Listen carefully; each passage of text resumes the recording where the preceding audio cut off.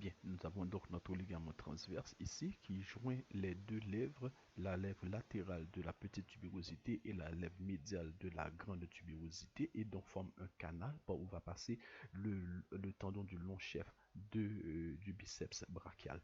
Maintenant, nous voyons un autre ligament tendu de l'apophyse coracoïde à notre humérus qu'on appelle pas autrement que le ligament coraco-huméral. Le ligament coraco-huméral donc est une lame fibreuse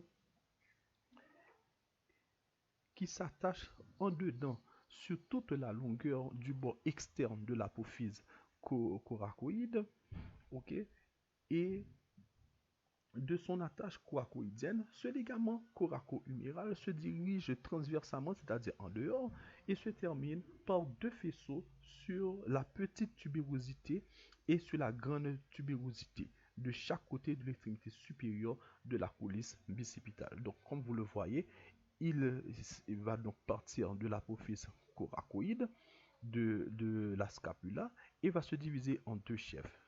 Un chef inférieur pour la petite tubérosité et un chef inférieur. Dans les anciens livres, vous entendrez parler d'un chef trochantérien et un chef trochitérien. Ok? Donc, il faut juste retenir, ces noms ont été éliminés. On parle simplement de grande tubérosité et de petite tubérosité. Comme vous voyez, ce ligament semble être dans le prolongement du ligament transversal. Et certains auteurs pensent même que ce ligament transversal tendu entre la grande tubérosité et la petite tubérosité de notre humérus, c'est vraiment la continuité de ce ligament coraco-huméral.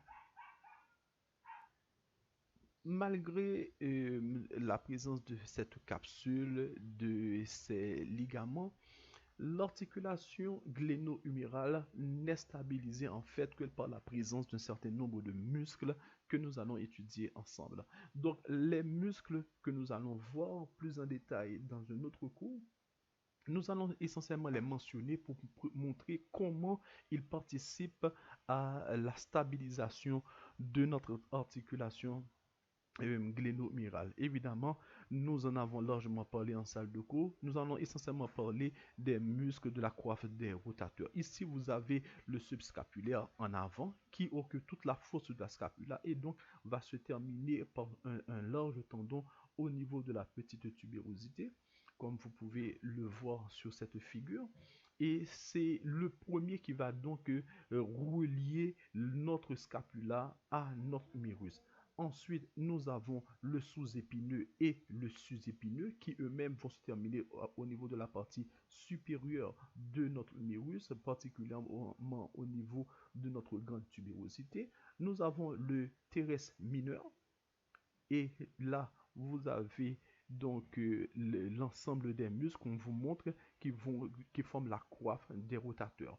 Et à cet ensemble de quatre muscles, il faudrait ajouter un autre muscle qu'on appelle donc, que nous allons vous présenter immédiatement.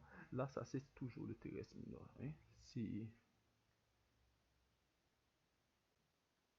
Voilà, il faudrait donc ajouter un autre muscle encore, le teres major, ok, qui lui-même également va participer à la stabilisation de cette articulation. Vous avez remarqué qu'il n'est pas dans le même plan que les autres muscles de la coiffe des rotateurs. Ici, certaines personnes considèrent qu'il devrait en faire partie, d'autres disent qu'il ne devrait pas en faire partie. Il ne devrait pas en faire partie puisqu'il n'est pas au niveau de la coiffe de cette articulation. Nous avons donc le coracobrachial que vous pouvez observer ici, qui va donc stabiliser cette articulation en joignant l'apophyse coracoïde au corps de le tiers supérieur, enfin la partie supérieure du tiers moyen de notre humérus, c'est le coracobrachial qui stabilise également. Maintenant, il y a d'autres muscles encore qui vont participer à la stabilisation. Et le plus important, évidemment, c'est notre deltoïde. Le deltoïde qui s'insère sur toute la lèvre inférieure de l'épine de l'iliaque, notre acromion, et qui va se terminer au niveau du V deltoïdien, qui a une empreinte qui se trouve au niveau de notre humérus.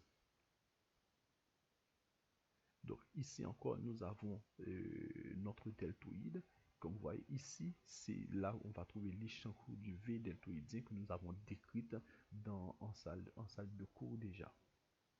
Donc voilà, c'est le qui est un muscle très puissant, très charnu et qui prend le nom de delta tout simplement. Ici, nous avons donc notre biceps brachial. Notre biceps brachial avec ses deux chefs. Nous avons un co-chef qui va donc de notre, de notre radius à notre acromion. Et nous avons le long chef qui va passer dans la gouttière bicipitale et il va renforcer la partie supérieure de notre capsule jusqu'au boulet subglénoïdien de notre cavité glénoïdienne. Donc, par son attache subglénoïdienne et par son attache coracoïdienne, donc notre biceps brachial participe à la stabilisation de notre articulation de l'épaule. Nous avons un autre muscle que nous connaissons très bien, qu'on appelle le muscle, qu'on appelait anciennement le muscle grand dorsal, qui lui-même également va s'insérer au niveau de la partie supérieure de la crête de notre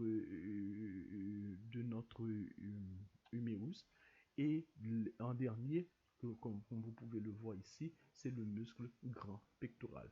Donc tous ces muscles grand pectoral et grand dorsal vont donc participer à la stabilisation de, vont participer à la stabilisation de notre épaule.